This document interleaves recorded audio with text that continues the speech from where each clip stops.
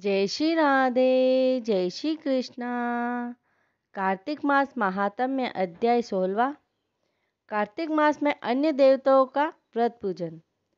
राजा पृथु ने देवर्षि नारद जी से पूछा कि हे मुने, कार्तिक मास में भगवान विष्णु के अतिरिक्त अन्य किन देवता का व्रत पूजन किया जाता है तथा विधि क्या है, ये मेरी सुनने की इच्छा है।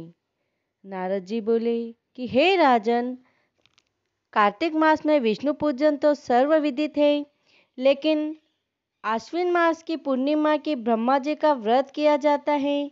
इसी तरह कार्तिक मास में कृष्ण पक्ष की चतुर्दशी को गणेश जी का, अष्टमी व अमावस्या तिथि को लक्ष्मी जी का व्रत पूजन किया जाता है। हे राजन, जो कुंवारी कन्या कार्तिक मास के कृष्ण पक्ष की चतुर्दशी तिथि को गणेश जी का करक चतुर्दशी व्रत रखती है, उसे सुयोग्य वर की प्राप्ति होती है। यदि विवाहित स्त्री इस व्रत को करे तो उसका सुहाग स्थिर रहता है।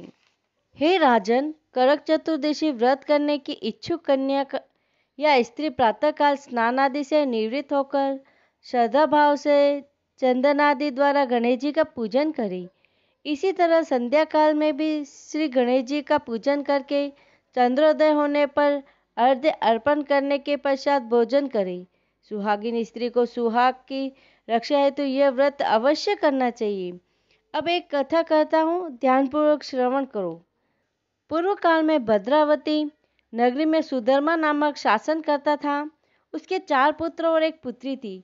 पुत्र के नाम रविदत्त, सुशर्मा, जयशर्मा व सुशोभन था और पुत्री का नाम वीरवती था। वीरवती का विवाह देवव्रत नामक युवक से हुआ। दोनों पति पत्नी महल के ही एक कक्ष में सुखपूर्वक रहते थे। एक दिन अचानक सांप के काटने से महल में ही देवव्रत की मृत्यु हो गई। वीरवती दुखी होकर विलाप करने लगी। उसके विलाप को सुनकर माता पिता, चारों भाई व नगरी के कुछ लोग भी शोकातुर हो गए। यह समाचार शीघ्र ही सारी नगरी में फैल गया। उसी समय पुलस्त्य मुनि का वहीं अचानक आगमन हुआ। जब उन्हें यह समाचार ज्ञात हुआ कि वे राजमहल में गए और राजा ने उनका अभिवादन कर पूछा कि हे मुने, किस पाप कर्म के प्रभाव से मेरी कन्या युवावस्था में ही विधवा हो गई।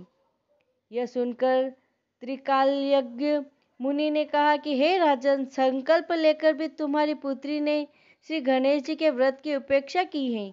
यही कारण है कि यह युवावस्था में ही विधवा हो गई। जो गणेश जी की उपेक्षा करता है वह अवश्य ही कष्ट भोगता है। अब आप इस कथा का श्रवण करें।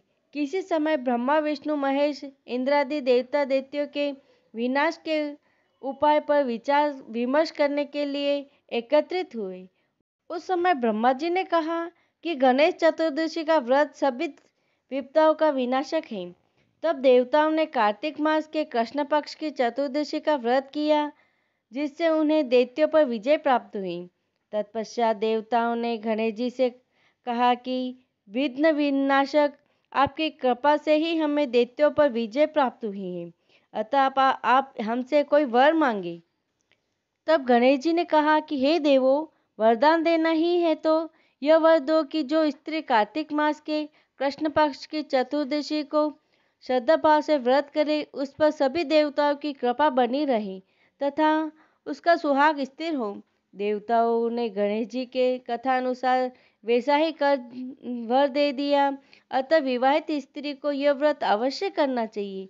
इतना कहकर मुनि ने राजा से कहा कि हे राजन, यदि तुम्हारी पुत्री संकल्प पूर्वक यह व्रत करे तो इसका पति जीवित हो जाएगा।